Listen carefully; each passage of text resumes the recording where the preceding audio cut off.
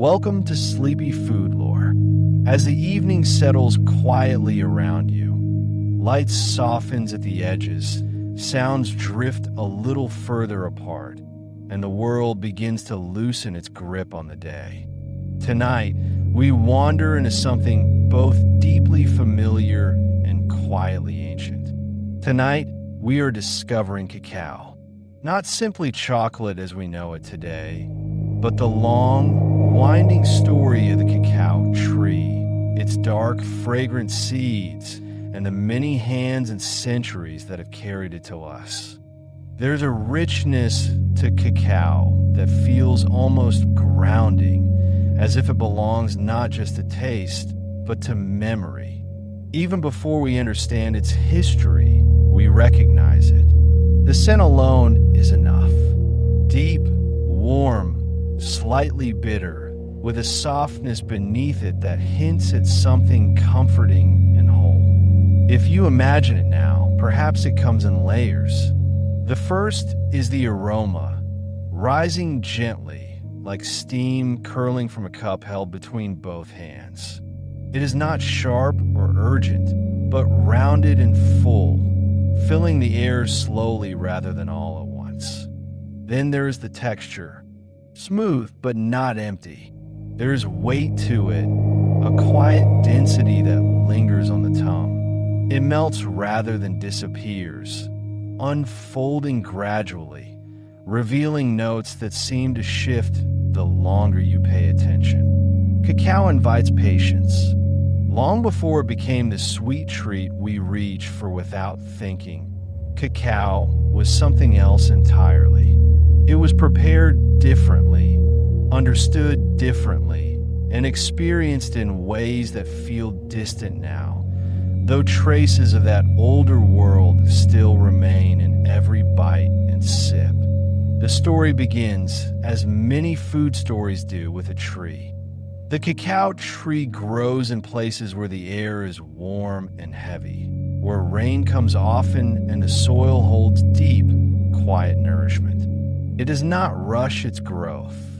It stays low to the ground, its branches spreading modestly, its leaves wide and soft, catching filtered light beneath the canopy of taller trees. From its trunk, rather than its branches, grow the cacao pods. This alone gives the tree an unusual appearance, as if the fruit has chosen its own path, emerging directly from the body of the tree itself. The pods are oval and ridged, their surfaces textured and firm. When ripe, they carry shades of gold, deep red, or orange, depending on the variety. They look almost too vibrant for the shaded forest floor, as though they hold sunlight within them. Inside each pod are the seeds, surrounded by a pale, soft pulp. These seeds are what we come to know as cacao beans. Though in their natural state, they are far from the chocolate we recognize. They are bitter, complex, and earthy, carrying a flavor that feels older than sweetness. To transform them requires time, care, and a series of steps that have remained surprisingly consistent across generations. The pods are opened by hand. The seeds are gathered, still coated in their pulp, and left to ferment. This stage is quiet but essential. It is here, in the warmth and stillness, that the seeds begin to change. Their bitterness softens. Their deeper flavors begin to develop. After fermentation, they are dried, often under the open sky, where sun and air continue the slow work of transformation. Then they're roasted, a step that brings out the familiar aroma we associate with chocolate. Though even here, it is subtler, less defined than the final product we know. It is a long journey from tree to taste. And yet, for much of its history, cacao was not sweet at all. In the ancient cultures of Mesoamerica, cacao was prepared as a drink, often mixed with water, sometimes with spices or ground maize, and poured from one vessel to another to create a gentle foam on the surface. It was rich, bitter, and deeply valued. It was not something taken lightly or consumed casually. It carried meaning, ritual, and a sense of connection to both the land and the unseen. The flavor, without sugar, would be surprising to many of us now. It is darker, more complex, and perhaps more grounding in a way that sweetness sometimes softens or obscures. And yet, even in its modern form, something of that original character remains. There's a reason cacao feels comforting, but not in the same way as something purely sweet. It does not simply lift, it steadies. It has a depth that seems to settle rather than excite, a quiet presence that lingers. If you imagine holding a piece of dark chocolate now, you might notice how it begins firm, then slowly softens with warmth. It does not rush. It asks for a moment of stillness, even if only a small one. This is part of its nature. Cacao does not hurry its story, and it does not hurry the experience of it either. Even the environments where it grows seem to echo this same rhythm. The air is humid and still, the light filtered and gentle, the sounds layered but never overwhelming. It is a place where things develop gradually, without urgency. And perhaps that is why cacao has carried its quiet sense of grounding across so many centuries and cultures. It asks very little, only attention, and in return, it offers something steady and familiar, even when its origins feel distant.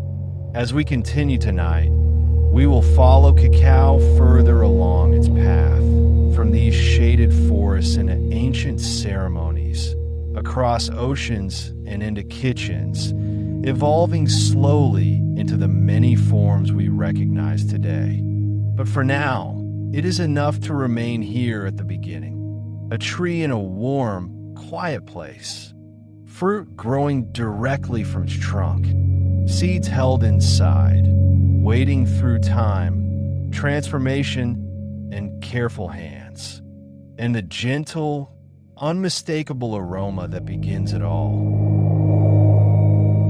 The story of cacao begins in a part of the world where the climate rarely shifts in dramatic ways.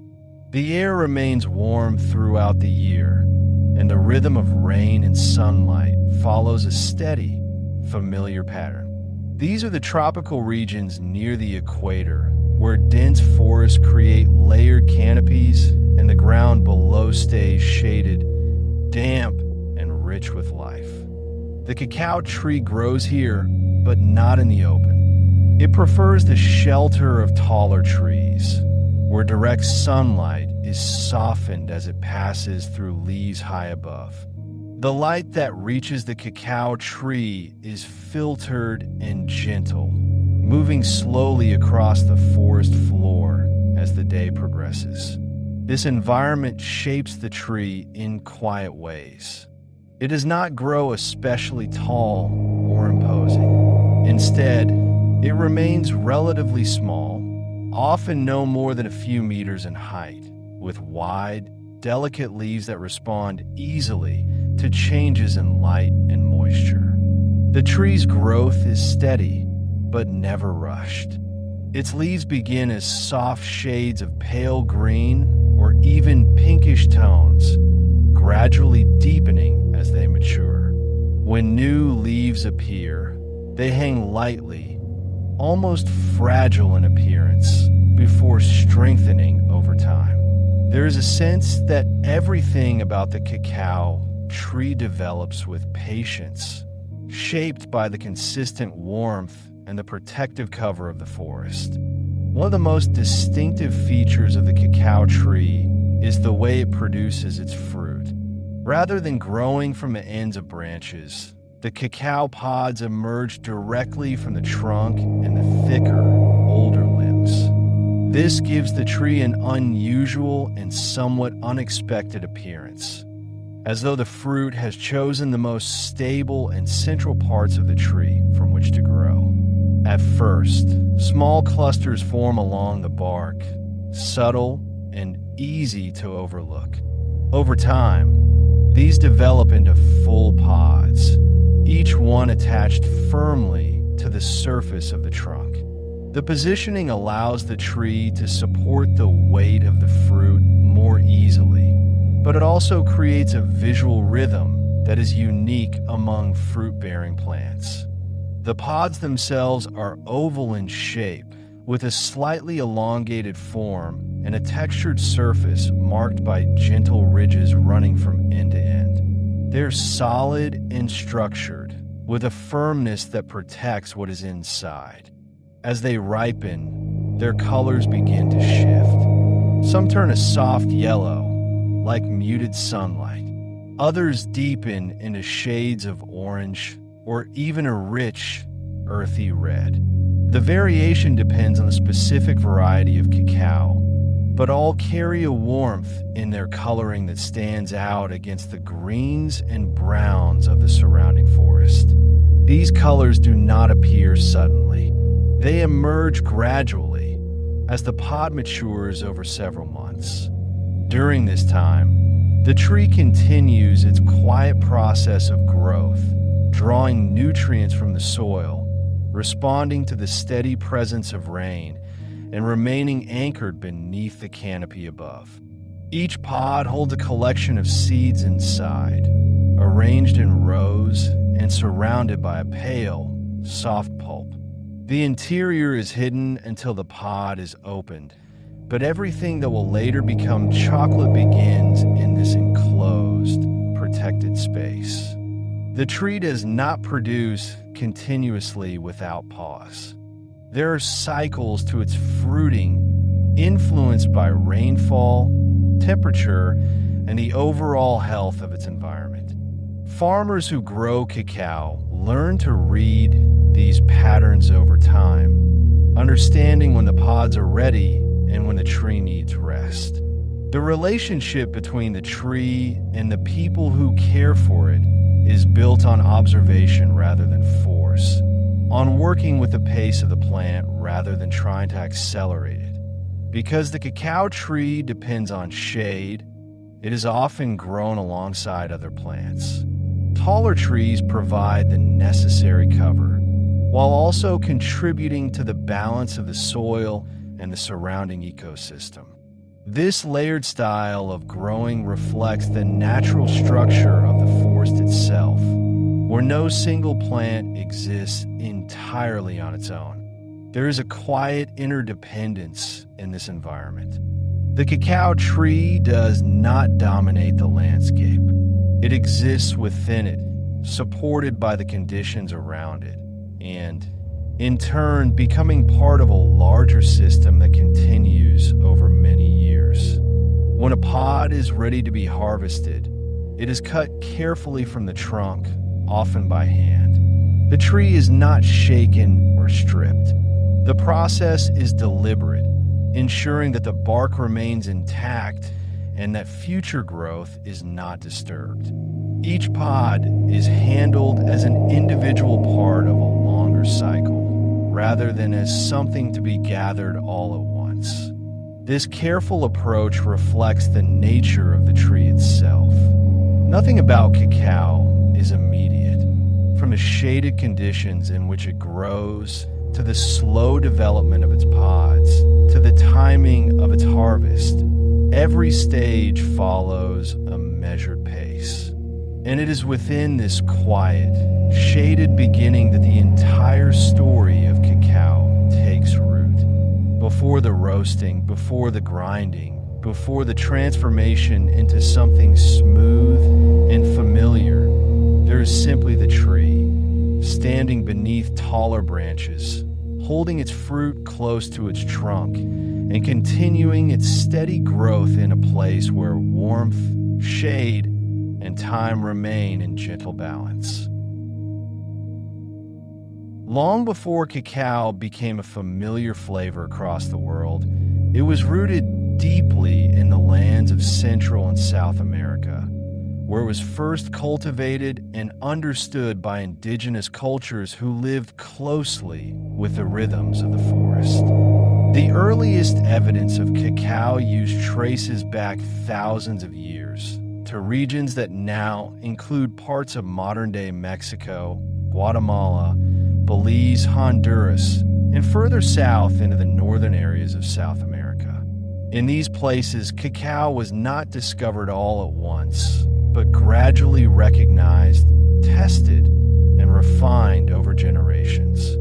The people who first cultivated cacao did not approach it as a simple crop.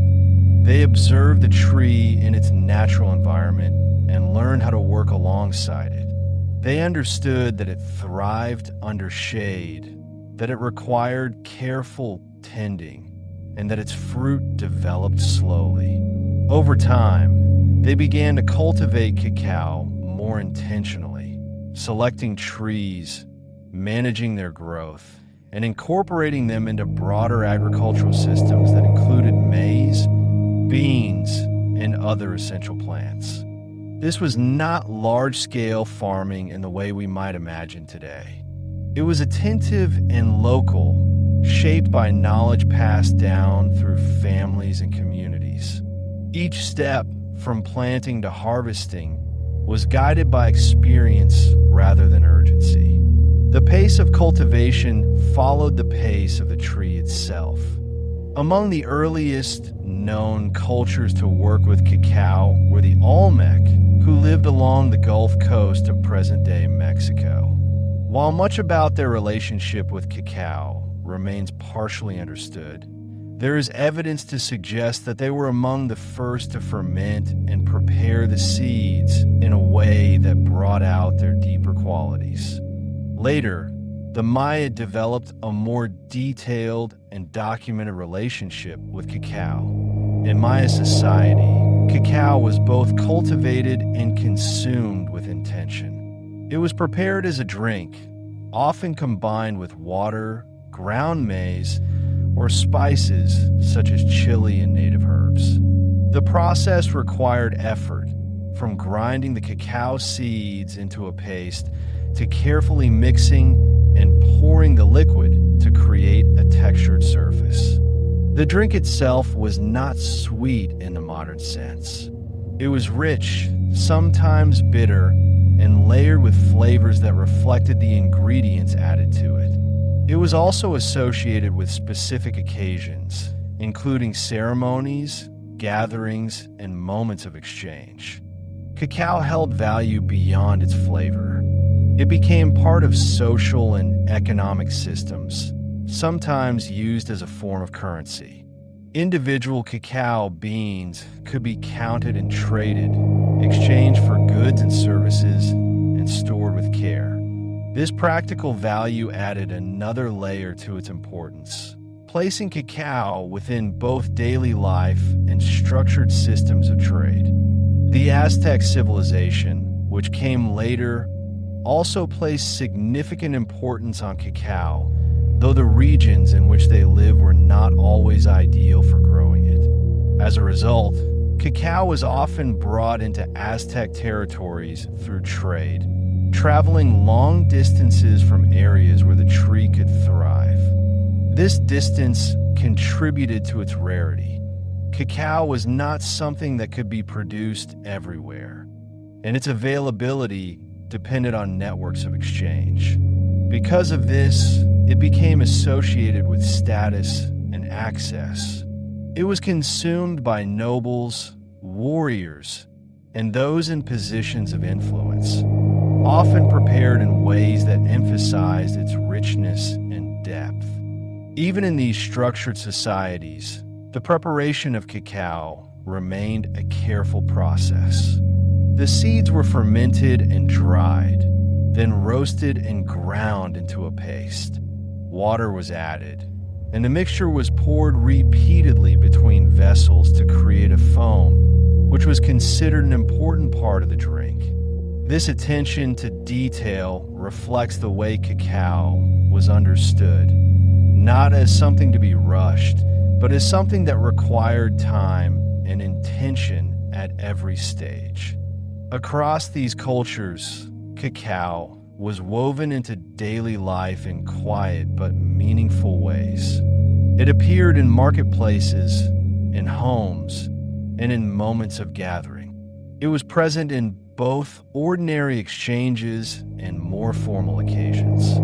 Its role shifted depending on context, but consistently held a sense of importance that set it apart from more common foods. The cultivation of cacao itself remained closely tied to the environment. Farmers worked within the natural structure of the forest, maintaining shade and soil conditions that supported the tree's growth. This approach ensured that cacao could continue to be grown over long periods without exhausting the land or disrupting the balance of the surrounding ecosystem. Knowledge of how to grow and prepare cacao was not written in formal texts in the way we might expect today. Instead, it was shared through practice, through observation, and through repetition. Younger generations learned by watching and participating, gradually becoming familiar with the timing, the textures, and the subtle changes that signaled each stage of the process. This kind of knowledge does not move quickly. It settles over time, shaped by experience and memory. It adapts when needed, but it remains grounded in what has been learned before. As cacao continued to be cultivated and valued across Central and South America, its presence became both steady and enduring. It was not widespread in the sense of being everywhere, but wherever it was found, it carried weight. It was something that required effort to grow, care to prepare, and attention to appreciate. And in that way, cacao remained closely connected to the people who first brought it into cultivation, reflecting their patience, their understanding of the land, and their ability to recognize value in something that revealed itself slowly. As cacao became more deeply woven into the lives of the people who cultivated it, it also began to take on meanings that extended beyond nourishment or trade. In many ancient cultures of Mesoamerica, cacao was understood as something that carried a quiet significance, shaped by both the natural world and the beliefs that guided daily life.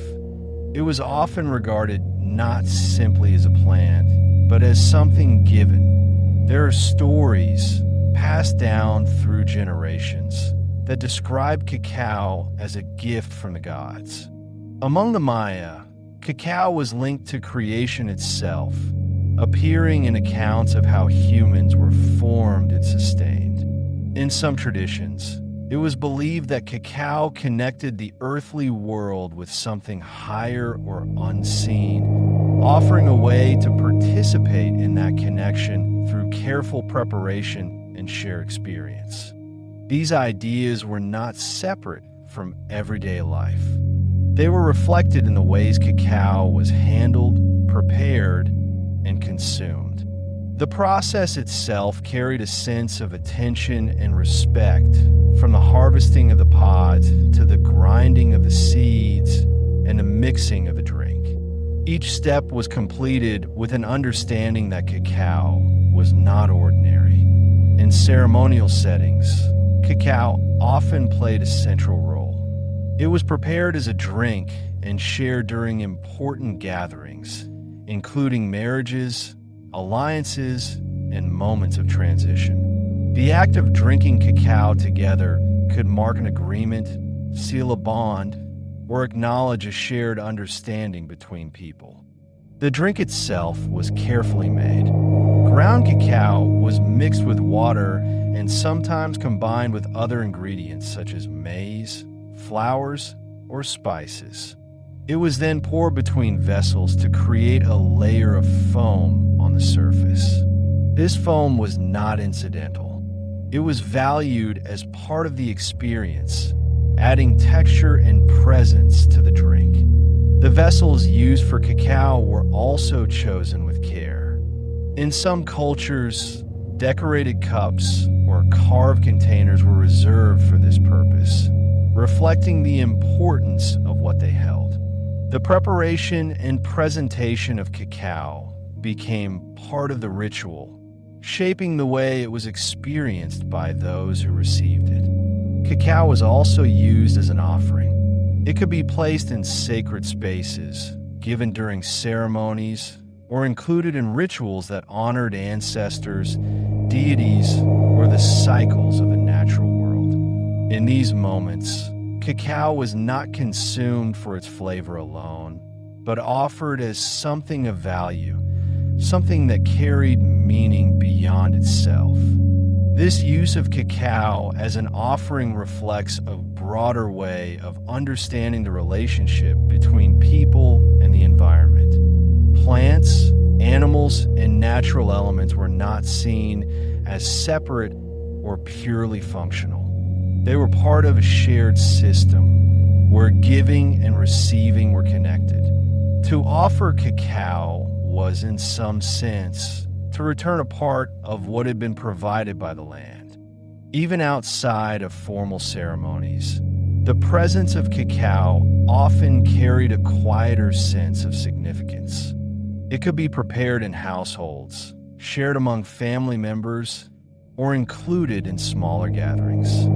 While these moments were less structured, they still reflected an awareness of cacao's value and the effort required to bring it from tree to drink.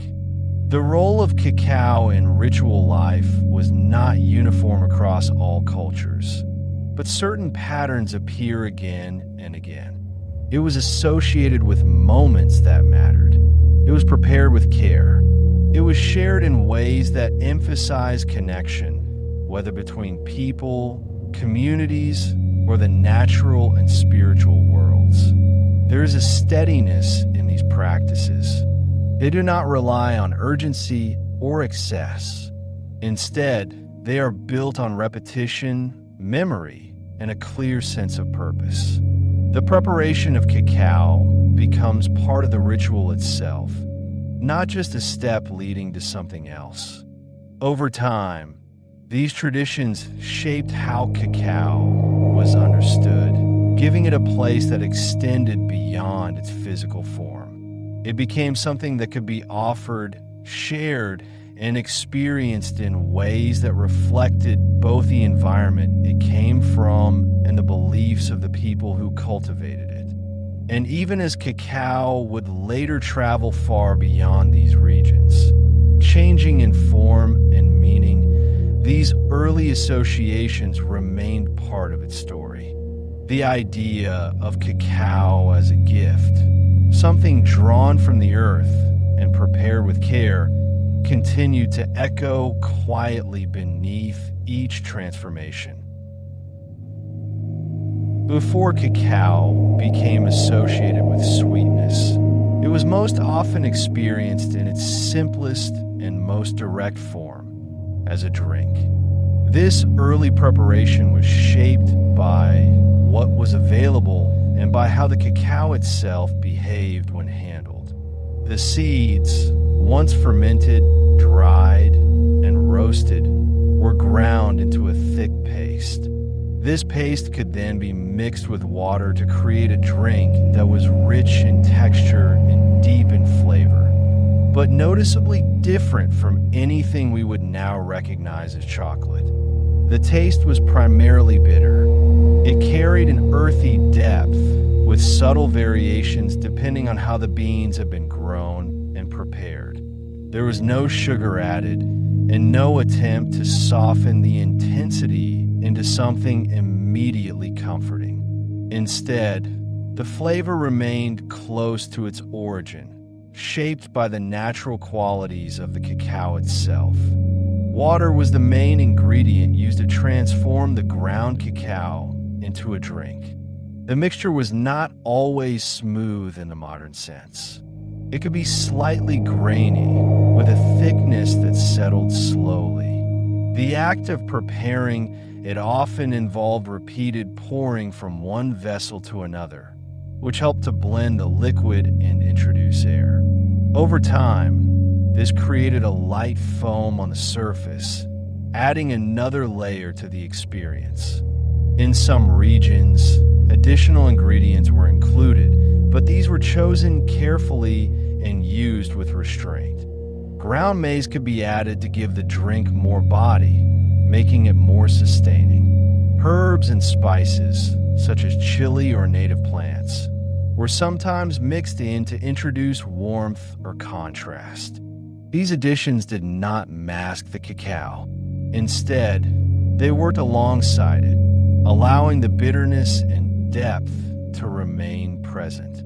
The result was a drink that was both simple and complex at the same time. Simple in its ingredients, but complex in its flavor and preparation. Each step required attention, from the grinding of the cacao to the mixing and pouring of the liquid. The process could not be rushed without changing the outcome. This form of cacao was not designed for convenience. It was prepared when needed, often in small quantities, and consumed relatively soon after. There was no long-term storage in the way we might expect today. The freshness of the preparation was part of its character, and the time spent making it was part of its value. The tools used in this process were also straightforward. Grinding stones were used to break down the roasted cacao into a paste. Vessels for mixing and pouring were made from materials available in the local environment, shaped by hand and used repeatedly over time. These tools became familiar through use, carrying small marks and variations that reflected the many times they had been part of the same process. The drink itself could be served in different contexts.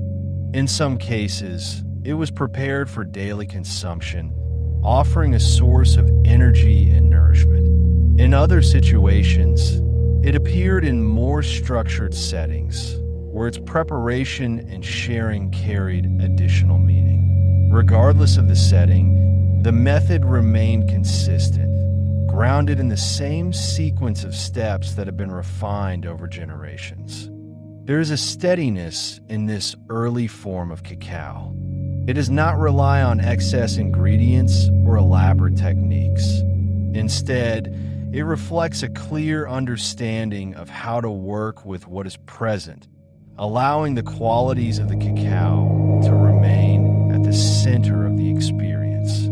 Over time, as cacao moved into different regions and cultures, new methods and additions would begin to change its flavor and form.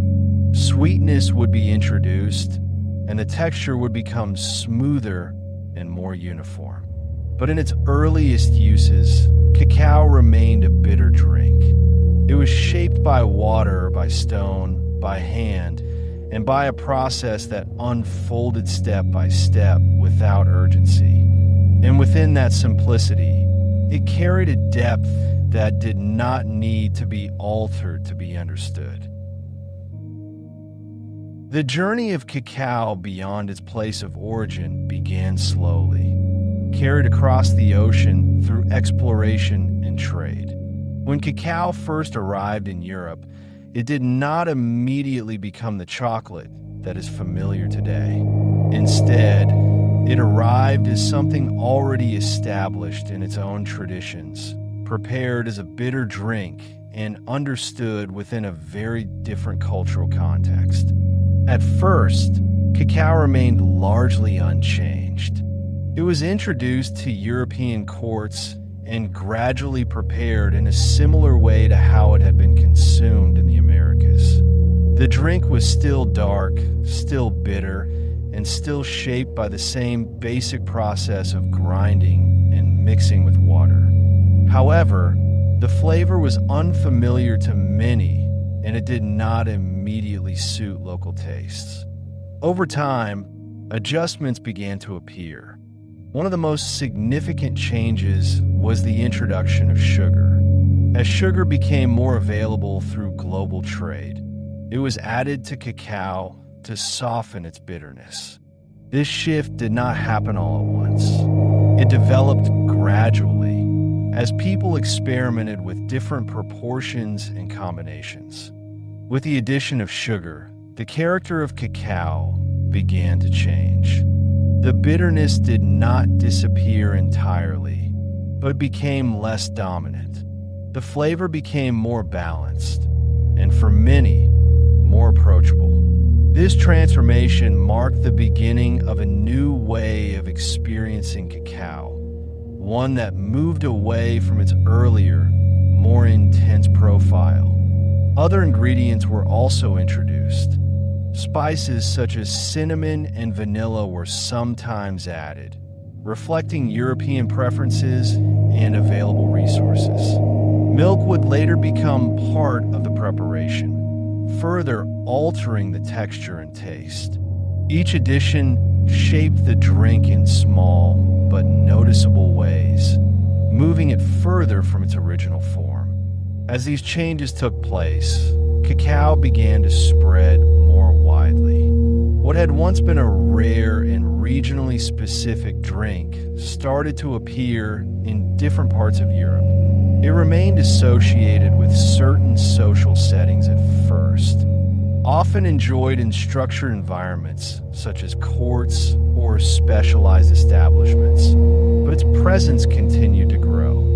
The methods of preparation also began to evolve. While the core process of grinding cacao remained, new tools and techniques were developed to refine the texture and consistency. The drink became smoother, more uniform, and easier to reproduce in a consistent way. This made it more accessible and contributed to its gradual expansion. Over time, cacao shifted from something relatively uncommon to something more widely known. The addition of sweetness played a central role in this change. It allowed cacao to move beyond its earlier boundaries, reaching new audiences and adapting to different preferences. What had once been a bitter, spiced drink became the foundation for something softer and more familiar. This period of transformation did not erase the earlier forms of cacao, but it did reshape how it was understood. The emphasis moved from intensity and depth toward balance and enjoyment. The experience of cacao became less about its original sharpness and more about the combination of flavors that could be built around it. As trade networks expanded and production increased, cacao continued its quiet movement across regions. It became part of a larger system, connecting distant places through the exchange of goods and ideas. The journey was not immediate or uniform, but steady, marked by gradual changes rather than sudden shifts. And through this slow transformation, cacao began to take on the form that would eventually lead to modern chocolate. Not all at once, but step by step, shaped by the addition of sugar, the influence of new ingredients, and the steady movement of the cacao bean from one part of the world to another. As cacao spread across the world, its cultivation followed climates that could offer the same steady warmth and humidity as its place of origin. Today, cacao is grown in a band around the equator, where the conditions remain consistent enough to support the slow and careful development of the tree. Large regions of production can now be found in West Africa, parts of South America, and areas of Southeast Asia. In West Africa, countries such as Côte d'Ivoire and Ghana produce a significant portion of the world's cacao. In South America, cultivation continues in countries like Ecuador and Brazil, where the tree has long been part of the landscape. In Southeast Asia, Indonesia, and surrounding regions provide another environment where cacao can grow under the right conditions. Despite the distance between these places, the daily work of growing cacao remains similar. The trees are often tended on small farms, where careful observation is part of the routine. The cacao tree does not produce all its fruit at once, so harvesting is done gradually, moving through the trees and selecting only the pods that are ready. The pods are removed by hand. This step requires attention, as the tree must not be damaged in the process. Using a small blade or knife, the stem of each pod is cut cleanly, allowing it to be taken without disturbing the bark or the surrounding growth. The work is steady and repeated, often carried out in warm and humid conditions. Once gathered, the pods are opened. This is usually done close to where they are harvested, as the next stages begin soon after. The outer shell of the pod is firm and must be split carefully to reveal what is inside. When opened, the interior presents a cluster of seeds, each surrounded by a soft, white pulp. This pulp is slightly sweet and moist, quite different from the flavor of the finished cacao. The seeds, still covered in this pale coating, are removed by hand. There is a quiet rhythm to this process, as each pod is opened and cleared, one after another. It is a task that takes time, and it is often done in small groups, where the work is shared. From here, the seeds begin one of the most important stages of their transformation. They're gathered together and placed in a space where they can ferment. This may be in wooden boxes, beneath coverings, or in piles that are carefully arranged. The pulp that surrounds the seeds begins to break down, and natural processes start to change the character of the cacao. During fermentation, heat builds gradually. The seeds are turned or moved at intervals to ensure that the process remains even. This stage can take several days, and it requires attention to timing and conditions. Too short, and the flavor does not fully develop. Too long, and the balance begins to shift too far. It is a process guided by experience. There are signs that indicate when the fermentation has reached the right point, but these are not always measured with precise instruments. Instead, they are recognized through observation, through scent, and through familiarity with how the cacao should look and feel. After fermentation, the seeds are spread out to dry. This often takes place under the open sky, where sunlight and air continue the slow work of preparation. The seeds are laid out in thin layers and turned regularly so that they dry evenly. This stage may take several days, depending on the weather. If rain arrives, the seeds must be covered or moved. If the sun is strong, they must be watched to ensure they do not dry too quickly. The process is responsive, shaped by the conditions of each day rather than a fixed schedule. By the end of drying, the seeds have changed significantly. They are darker, lighter in weight, and more stable for storage and transport. The flavors that began to develop during fermentation have settled further, preparing the cacao for the next stages that will take place elsewhere. Throughout this entire process, there is a consistent thread of labor, care, and time. Nothing is immediate. Each step depends on the one before it, and each requires a level of attention that cannot be replaced by speed alone. From the tending of the trees to the harvesting of the pods, from the opening of the fruit to the slow transformation of fermentation and drying, cacao moves forward through a series of measured actions. And even as it travels far from the places where it is grown, these early stages remain part of its character. They shape the flavor, the texture, and the quality of what cacao will become long before it reaches the forms that are more widely recognized. Once the cacao beans have been dried and prepared for travel, they begin the next stage of their journey, where they're gradually transformed into chocolate. This process takes place away from the farms, often in quieter, controlled environments where each step can be guided with precision. The first stage is roasting. The dry cacao beans are exposed to heat, usually in large rotating drums or ovens, where the temperature is carefully managed. As the beans warm, their outer shells become more brittle, and the aroma begins to deepen. The scent that develops during roasting is familiar, though still not fully formed into what we recognize as chocolate. There is a noticeable change during this stage.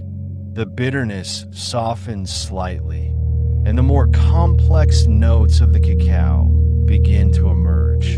The length and temperature of the roasting process can vary depending on the type of bean and the desired outcome. Some beans are roasted gently over a longer period, while others require a slightly higher heat for a shorter time. Once roasting is complete, the beans are cooled and then cracked open. This step separates the outer shell from the inner part of the bean, which is known as the nib. The shells are removed, leaving behind the small, broken pieces that carry the essence of the cacao. These nibs are then ground. As they are crushed and refined, they release their natural fat, known as cacao butter. With continued grinding, the nibs transform from a dry, fragmented texture into a thick, smooth paste. This substance is often referred to as cacao mass or cocoa liquor, though it contains no alcohol. The change is gradual. At first, the movement of the grinding stones or machines produces a coarse mixture. Over time, as the particles become finer and the heat from friction builds slightly, the paste becomes more fluid. The texture shifts from grainy to smooth, and the mixture begins to flow. At this stage, the cacao is still quite intense in flavor. To create chocolate as it is commonly known, additional ingredients are often introduced.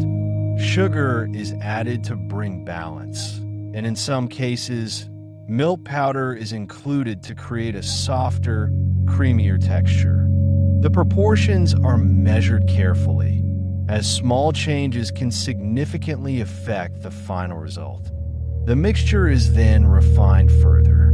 It passes through rollers or refining machines that reduce the particle size even more, creating a smoother consistency. This step ensures that the chocolate will feel even and soft when it melts. After refining, the chocolate enters a stage known as conching. During conching, the chocolate is mixed continuously over an extended period, sometimes for many hours. The movement and gentle heat allow the flavors to settle and develop, while also improving the texture. Any remaining sharpness in the taste is softened, and the chocolate becomes more rounded and balanced. This stage requires patience. The changes are subtle and take place gradually. There is no single moment where the transformation is complete. Instead, the chocolate moves slowly toward its final form, shaped by time and steady motion. Once conching is finished, the chocolate is tempered.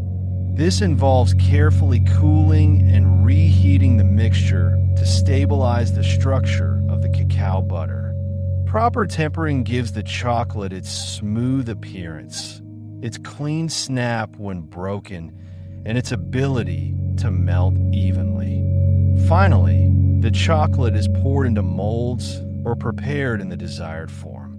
It is left to set, taking on the shape it will hold until it is used or consumed. What began as a seed inside a fruit has now passed through many stages, each one building upon the last. There is a continuity in this process, from the harvesting of the pods to the final shaping of the chocolate. Each step follows a sequence that cannot be rushed without changing the outcome. The transformation depends on careful timing, controlled conditions, and an understanding of how each stage influences the next. And even in its finished form, the chocolate still carries traces of where it began. The warmth of the climate, the shaded growth of the tree, the fermentation, the drying, and the steady work of many hands all remain present, woven quietly into the final texture and flavor.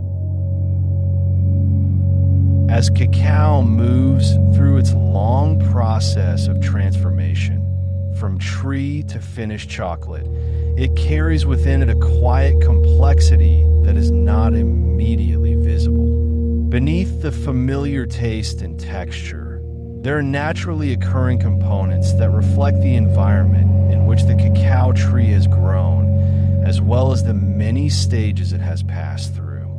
Among these are minerals that are drawn from the soil and carried through the life of the plant. Cacao is known to contain magnesium, a mineral that is involved in many processes within the body, including those related to muscle function and the maintenance of balance in the nervous system. The presence of magnesium in cacao is not something that is added later. It develops gradually as the tree absorbs nutrients from the soil, influenced by rainfall, temperature, and the overall condition of the land. Iron is also found in cacao, contributing to its natural composition. Iron plays a role in the movement of oxygen through the body, and like magnesium, it is present as part of the cacao bean itself. The amount can vary depending on where the cacao is grown, as different soils contain different levels of minerals. In addition to these, cacao contains smaller amounts of other minerals such as potassium, which is associated with fluid balance, and copper, which contributes to various biological processes. These elements exist together within the cacao, not as isolated additions, but as part of a naturally occurring structure that has formed over time.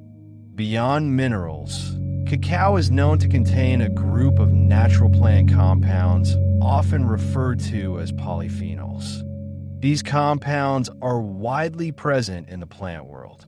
They can be found in foods such as berries, olives, tea, and coffee, where they contribute to both flavor and structure. In cacao, polyphenols are part of what gives the bean its depth, particularly the gentle bitterness and the layered, slightly complex taste that develops as it is processed. Polyphenols serve a purpose within the plant itself.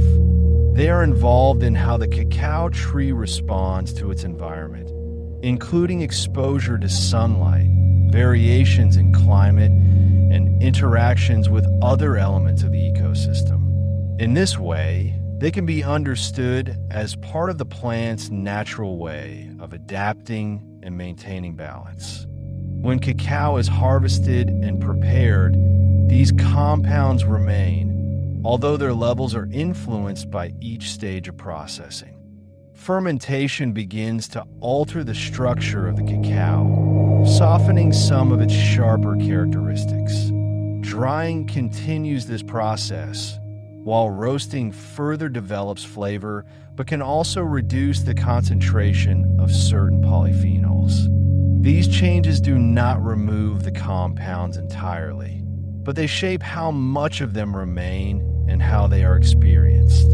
Within the broader category of polyphenols, cacao contains flavonoids. Flavonoids are often discussed in scientific research, where they are studied for how they interact within the body.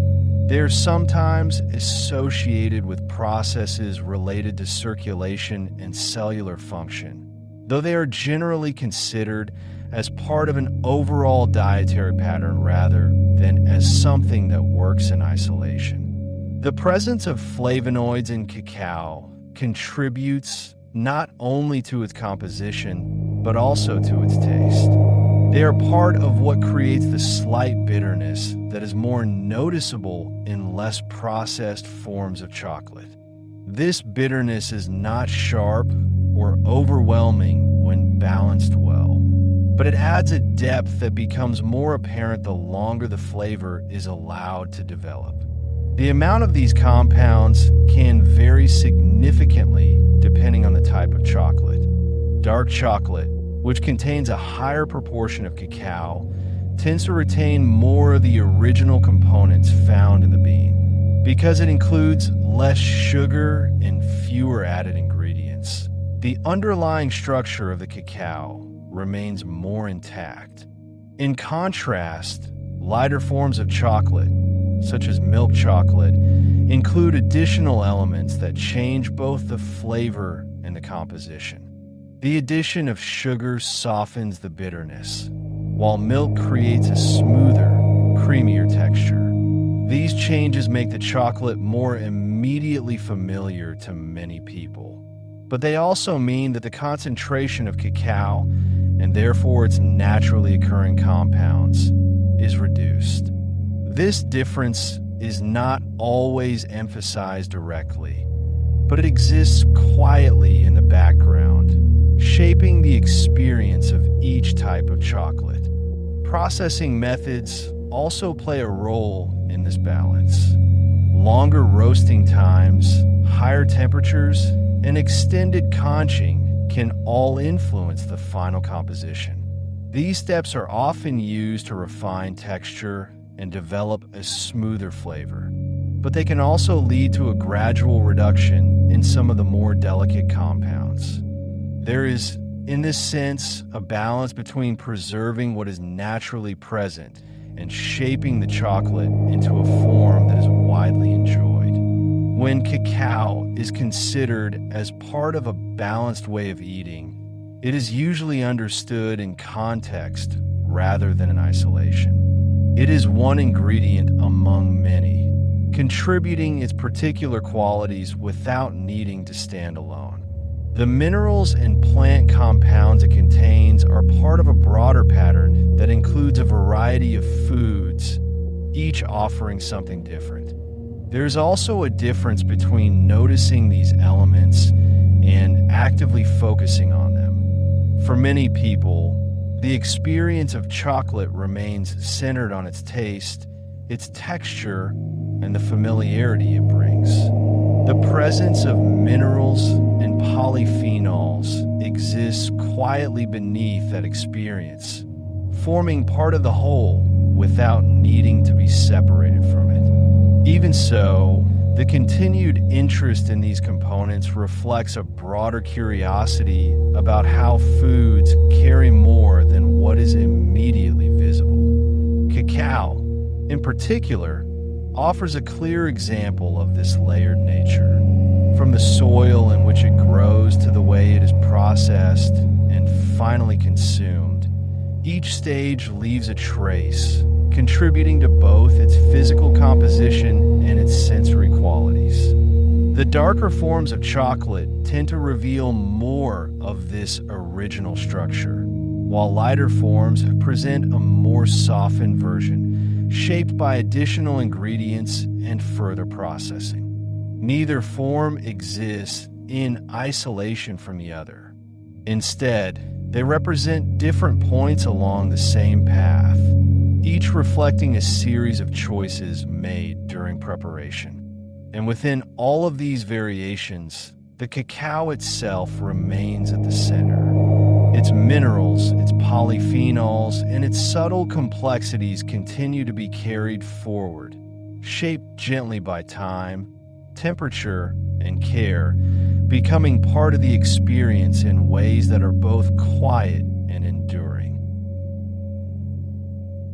As chocolate continued to develop and spread, it gradually became part of everyday life in many different parts of the world.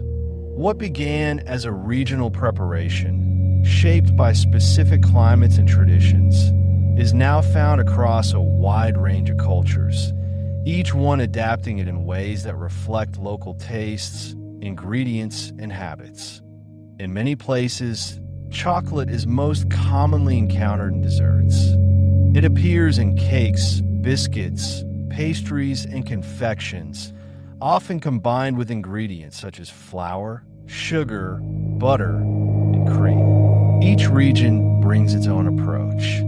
In some European countries, chocolate desserts are rich and dense, layered with careful technique. In others, they are lighter, folded into simple batters, or paired with fruit. Beyond baked goods, chocolate is also used in drinks, continuing a tradition that reaches back to its earliest forms, though the taste has changed over time. Hot chocolate, in particular, remains a familiar presence in many cultures. In some places, it is prepared thick and intense, with a high proportion of chocolate creating a deep, almost velvety texture. In others, it is lighter and more fluid, mixed with milk and gently warmed, offering a softer and more delicate experience. Cold chocolate drinks have also become common, especially in warmer climates. These are often blended with milk, sometimes served over ice, and occasionally combined with coffee or other flavors. While these forms are more modern, they still reflect the adaptability of chocolate, moving easily between different settings and preferences. Chocolate also appears in smaller, everyday forms. It is found in bars, small pieces, and individually wrapped portions that can be carried, shared, or set aside for later. These simple formats make chocolate accessible in a way that requires little preparation. It can be part of a routine, a brief pause in the day, or something chosen without much planning. Across these different uses, there is a sense of familiarity that remains consistent. Chocolate does not require explanation in most places. It is recognized quickly, understood through experience, and often associated with moments that are small but meaningful. It may appear during gatherings, be given as a gift, or simply be kept nearby, part of the background of daily life. There is also a long-standing connection between chocolate and comfort.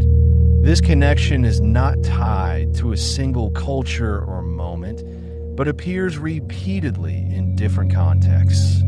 Chocolate is often chosen in quiet moments, during times of rest, or when something warm and steady is preferred.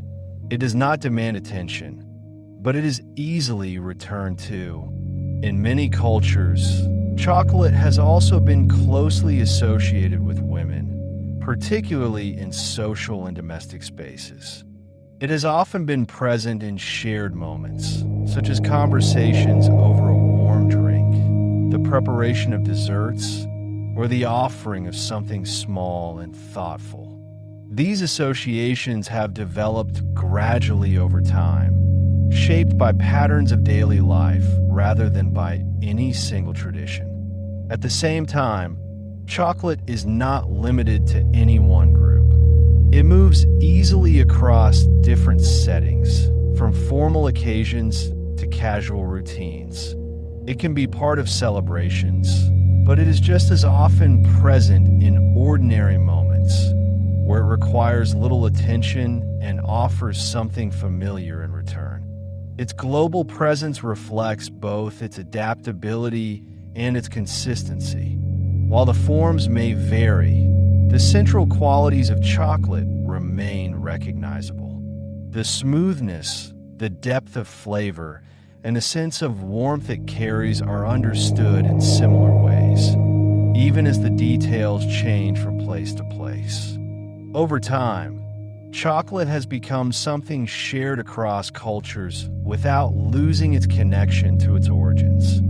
It continues to evolve, shaped by new ingredients, new methods, and changing preferences, but retains a steady presence that feels both familiar and enduring. And in this way, chocolate becomes part of a wider pattern of everyday life, not as something rare or distant, but as something that can be returned to easily, appearing in desserts, in drinks, and in small, quiet moments that pass without much notice, yet remain gently remembered. As chocolate became more widely available and more deeply woven into everyday life, it gradually took on many different forms. These forms reflect small shifts in ingredients and preparation, but they also shape how chocolate is experienced, whether as something rich and intense or soft and familiar. One of the most recognizable forms is dark chocolate. Dark chocolate contains a higher proportion of cacao, which gives it a deeper and more concentrated flavor. The bitterness that is naturally present in cacao remains more noticeable here, though is often balanced with a measured amount of sugar. The texture is usually firm at room temperature, with a clean, quiet snap when broken. When it begins to melt, it does so slowly, releasing its flavor in stages rather than all at once. There is a steadiness to dark chocolate, a sense that it unfolds gradually, allowing each note to settle before the next appears. The experience is often described as more intense, though not in a sharp or overwhelming way, but in a manner that feels grounded and complete. Milk chocolate moves in a different direction. With the addition of milk, the texture becomes softer and the flavor becomes more rounded. The bitterness of the cacao is gentled, and the overall taste leans towards something smoother and more immediately familiar. The sweetness is more noticeable, but it is supported by the creaminess that the milk provides. The texture reflects this change. Milk chocolate tends to melt more quickly, becoming smooth and even, without the same level of contrast found in darker forms. It is often associated with ease and familiarity, something that does not require much adjustment to appreciate. White chocolate is different again. It does not contain the solid parts of the cacao bean, but instead is made from cacao butter combined with sugar and milk. This gives it a pale color and a texture that is smooth and consistent. The flavor is sweet and gentle, without the bitterness that is found in darker chocolates. Although it differs in composition, it remains connected to cacao through the presence of cacao butter, which carries some of the subtle aroma and richness of the original bean. Beyond these solid forms, chocolate continues into drinks, where its texture and warmth create a different kind of experience. Hot chocolate is one of the most familiar examples. It is prepared by combining chocolate or cocoa with milk or water and gently heating the mixture until it becomes smooth and warm. The result is a drink that feels steady and comforting, often associated with quiet moments or cooler weather. The warmth allows the chocolate to open more fully, creating a softer and more continuous flavor. The thickness can vary. Some versions are light and easy to drink, while others are more dense, with a richness that lingers.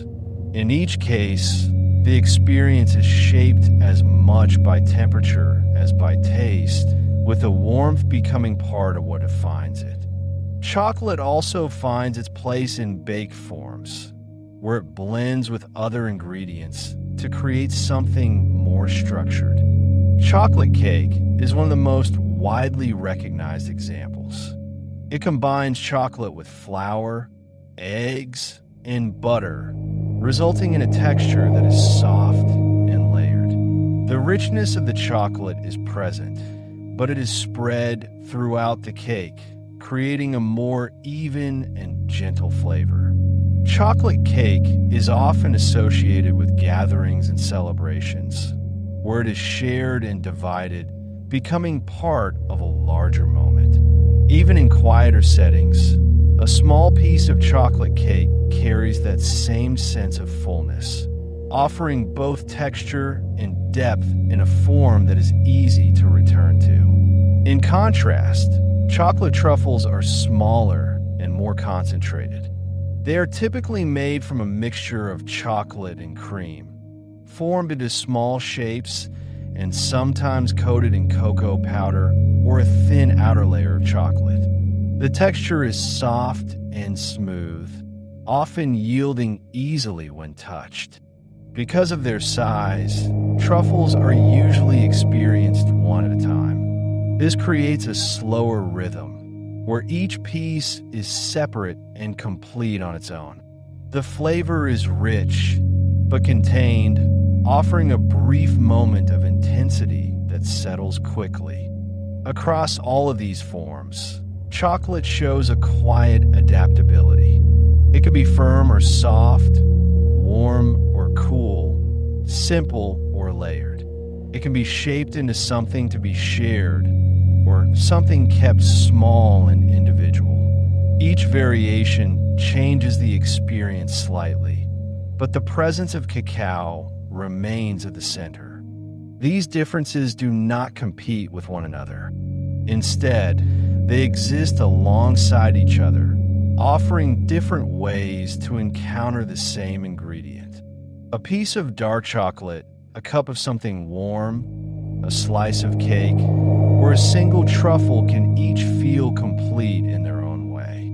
And through all of these forms, chocolate continues to move gently through daily life, shifting in texture and flavor, while remaining steady in its familiarity.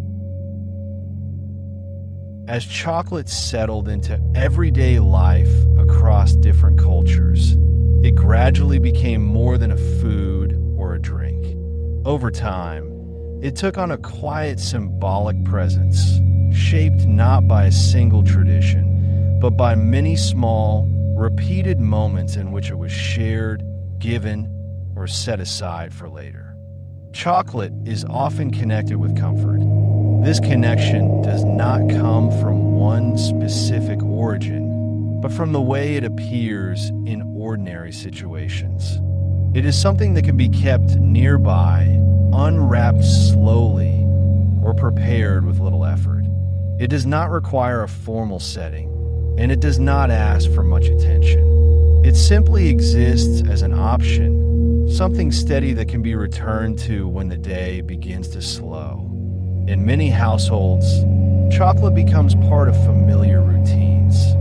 It may be taken out at the end of the day, included in a warm drink, or offered quietly without much explanation. These small actions, repeated over time, give chocolate a place that feels consistent and reliable.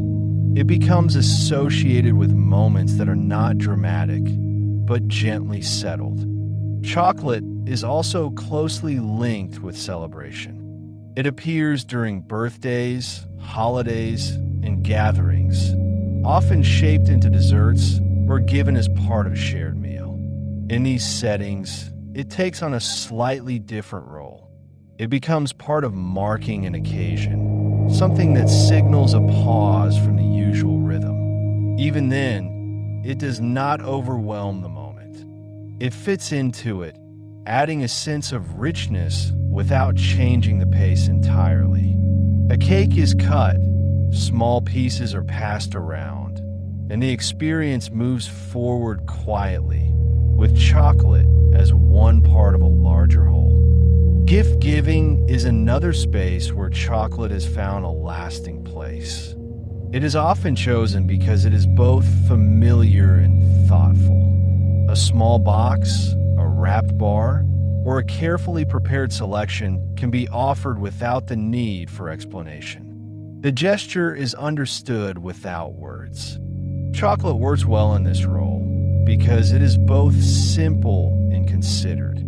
It does not feel distant or overly formal, yet it carries enough presence to be meaningful. It can be given in many situations, from celebrations to quieter moments of acknowledgement, where the act of giving is more important than the object itself. There is also a connection between chocolate and warmth. This warmth is not only physical, though it can be felt in a cup of something heated or in the way chocolate softens when held. It also appears in the associations that build around it over time. Chocolate is often present in spaces that feel calm, where the pace is slower and the atmosphere is more settled. These associations are not created deliberately. They develop gradually, shaped by repeated experiences.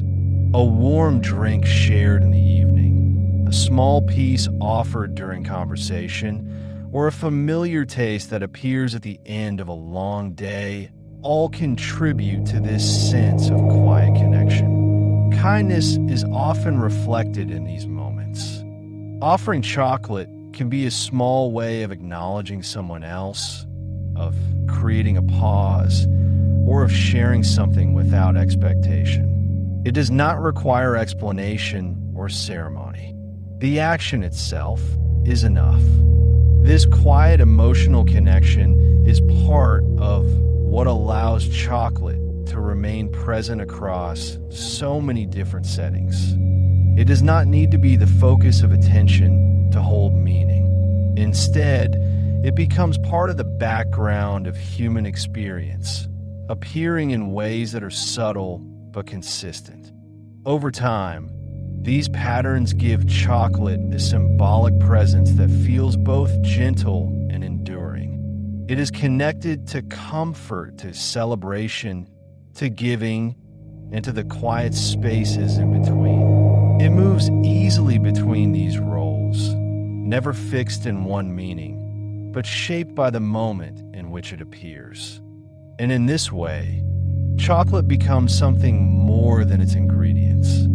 It becomes part of how people mark time, share space, and express small forms of care, not through grand gestures, but through simple, familiar acts that repeat and settle into memory.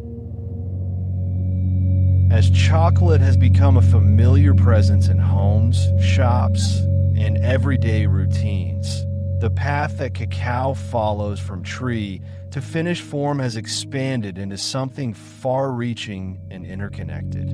What once moved within smaller, local systems is now part of a global network, shaped by demand, environment, and the many people whose work supports each stage along the way. The demand for chocolate continues to remain high across much of the world. It is produced in large quantities, transported across long distances, and made available in forms that are easy to access. This steady demand influences how cacao is grown, how it is priced, and how it moves through different regions. It creates opportunities, but it also introduces pressures, particularly in places where cacao farming is a primary source of income. In many cacao growing regions, especially in parts of West Africa, the work is carried out on small family farms. These farms are often modest in size, with cacao trees growing alongside other crops. The work is done by hand, following seasonal rhythms that guide planting, harvesting, fermentation, and drying. This kind of farming relies heavily on experience and consistency, with knowledge passed down over time. However, the income that comes from cacao farming can vary. Prices are influenced by global markets, which can shift in ways that are difficult to predict. For farmers, this can create periods of uncertainty, where the effort required to grow and prepare cacao does not always match the financial return. Access to tools, education, and infrastructure can also differ between regions, shaping the conditions in which people work. Within this context, there have been ongoing concerns about labor practices in certain areas. In some regions, particularly where economic pressures are more pronounced, there have been reports of child labor connected to cacao production. These situations are complex and are often linked to broader challenges such as limited access to education, financial instability, and the need for additional support within farming households. Efforts to address these concerns have been developing over time. Various organizations, cooperatives, and certification systems have worked to improve transparency, encourage fair practices, and support farmers more directly. These efforts include initiatives focused on education, fair wages, and the long-term sustainability of farming communities. Progress in this area tends to be gradual. It involves not only changes within the cacao industry itself, but also broader developments in infrastructure, access to resources, and community support. The work continues, shaped by many different groups, each contributing in small but important ways. Alongside these human factors, the natural environment in which cacao grows is also changing. Cacao trees are sensitive to their surroundings. They require a balance of warmth, humidity, shade, and consistent rainfall. These conditions have historically been found in specific regions near the equator, where the climate remains relatively stable throughout the year. However, shifts in climate are beginning to affect this balance. In some areas, temperatures are gradually increasing, and rainfall patterns are becoming less predictable. There may be longer dry periods, followed by heavier rainfall, or changes in seasonal timing that affect when cacao trees flower and produce fruit. These changes can make cultivation more difficult. Farmers may need to adjust how they care for their trees, introducing additional shade, improving soil management, or experimenting with different planting methods. In some cases, regions that were once well suited to cacao may become less reliable over time, while other areas may begin to emerge as potential growing regions. There is also an increased awareness of the importance of maintaining the surrounding ecosystem. Because cacao grows best under shade, it is often part of a more diverse agricultural system that includes other trees and plants. Preserving this balance helps protect the soil, supports biodiversity, and creates more stable growing conditions. In response to environmental changes, some farmers are returning to or strengthening these mixed planting approaches. These adjustments require patience and long-term thinking. They do not offer immediate solutions, but instead reflect a gradual effort to work with changing conditions rather than against them. The process is ongoing, shaped by observation, adaptation, and the sharing of knowledge across communities. Within the larger picture, chocolate remains something that feels simple when it is experienced directly. It may appear as a small piece, a warm drink, or part of a familiar recipe, without any visible sign of the journey behind it. Yet that journey continues to exist, shaped by landscapes, by labor, and by systems that extend far beyond the moment in which chocolate is enjoyed. This does not need to complicate the experience. Instead, it can sit quietly alongside it as a gentle awareness that even familiar foods have complex journeys. The presence of chocolate remains steady and recognizable, while the story behind it continues to unfold in the background. There's a kind of continuity in this. The cacao tree still grows in warm, shaded places. The pods are still harvested by hand. The beans are still fermented, dried, and transformed step by step. At the same time, the context around these processes continues to shift, shaped by global connections and changing environments. And so, the story of cacao remains both grounded and evolving. It holds its place in daily life, while also reflecting a wider network of people, places, and conditions that are constantly in motion. The familiarity of chocolate does not disappear, but it becomes part of something larger, something that extends quietly beyond what is seen and continues steadily into the future. As cacao moved through ancient cultures and early societies, it was not only valued for its use as a drink or as part of ritual life, but also for its practical role in everyday exchange. In certain regions of Mesoamerica, cacao beans were used as a form of currency, creating a system in which the value of the bean extended beyond its preparation and into daily transactions. Individual cacao beans could be counted and traded. They were used to purchase goods such as food, textiles, and other necessities, with specific quantities representing agreed values. For example, a small number of beans might be exchanged for fresh produce, while larger amounts could be used for more substantial items. This system relied on consistency and familiarity, as people came to recognize the cacao bean not only as a food, but as something that could hold and transfer value. Because of this, cacao needed to be handled with care. Beans that were damaged or of poor quality were less useful in trade, and so attention was given to how they were stored and transported.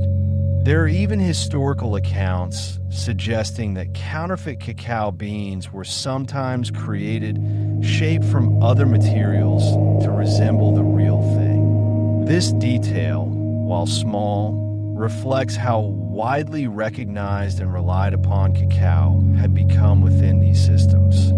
The use of cacao as currency also reinforced its position as something rare and valued. It was not available everywhere, and its cultivation required specific conditions. This limited availability contributed to its importance, as it could not be easily replaced or reproduced outside of suitable regions. As a result, cacao held a steady presence in both economic and social structures. Alongside its role in trade, cacao was also associated with qualities related to energy and vitality. This understanding developed through observation rather than formal measurement. The drink made from cacao was often consumed in ways that suggested it provided a sense of sustained strength or alertness. These effects were noted and gradually became part of how cacao was described and understood. In some cultures, cacao was offered to warriors or travelers before long journeys. It was also consumed during gatherings that required focus or endurance. These associations were not framed in scientific terms, but they reflected a practical awareness of how cacao seemed to support certain activities. There were also beliefs that connected cacao to broader ideas about life and strength. These beliefs varied across regions, but they often placed cacao within a category of foods that were considered sustaining, not only in a physical sense, but in a way that supported the body over time. The richness of the drink, combined with its depth of flavor, contributed to this perception. At the same time, cacao remained somewhat uncommon. Its value, both as a currency and as a food, meant that it was not always consumed casually. In many cases, its use was measured and intentional, whether in trade, in preparation, or in the moments when it was chosen to be consumed. There's a quiet curiosity in these early uses and beliefs. Cacao moved between roles, from something that could be counted and exchanged, to something that could be prepared and shared, to something that was associated with strength and endurance. These roles did not conflict with one another. Instead, they existed together, shaping a broader understanding of what cacao represented. Over time, as cacao traveled beyond these early systems, these specific uses began to fade. It is no longer used as currency, and its role in daily exchange has shifted entirely into the form of the products we recognize today. Yet these earlier meanings remain part of its history, adding depth to the story that continues to unfold. And in looking back at these details, there's a sense of how differently cacao has been understood across time. Not only as something to be tasted, but as something to be counted, valued, and quietly relied upon in ways that extend beyond its surface. As the story of cacao begins to settle, it returns quietly to something simple and familiar. A warm cup of chocolate held gently between the hands. The surface is still, with a faint curl of warmth rising into the air. The scent is deep and steady, carrying the same notes that have followed cacao from its earliest beginnings. There is no urgency here, only a quiet presence that remains consistent and close. The evening moves softly around it. The light has lowered, the sounds of the day have eased, and the space feels more contained, more still. Nothing needs to be added to this moment. The warmth of the cup, the weight of it, and the slow rhythm of everything around it are already enough. When the chocolate is tasted, it unfolds gradually. The texture is smooth, the flavor deep, gentle, and comforting. It does not arrive all at once, but moves slowly, settling in layers that are familiar without needing to be named. There's a quiet continuity in it, something that feels both present and remembered. Deep, gentle, comforting. These qualities are not separate from the story that came before. They are part of it, carried through each stage, from the shaded trees to the careful preparation, from distant places to this quiet moment. The cup remains warm for a time. It cools slowly, almost unnoticed, as the evening continues to soften. The air feels still, and the edges of the day begin to fade into something less defined. There is no clear line where one moment ends and another begins, only a gradual shift into calm. Deep, gentle, comforting. The story of cacao, with all its movement and detail, begins to rest here. Not ending, but settling. The details grow quieter, the edges soften, and what remains is simple and steady. A warmth held lightly, a flavor that lingers, a moment that does not need to be held on to. And as everything continues to slow, there is nothing more to follow, nothing more to add. The story softens and fades, and now you can rest until we meet again.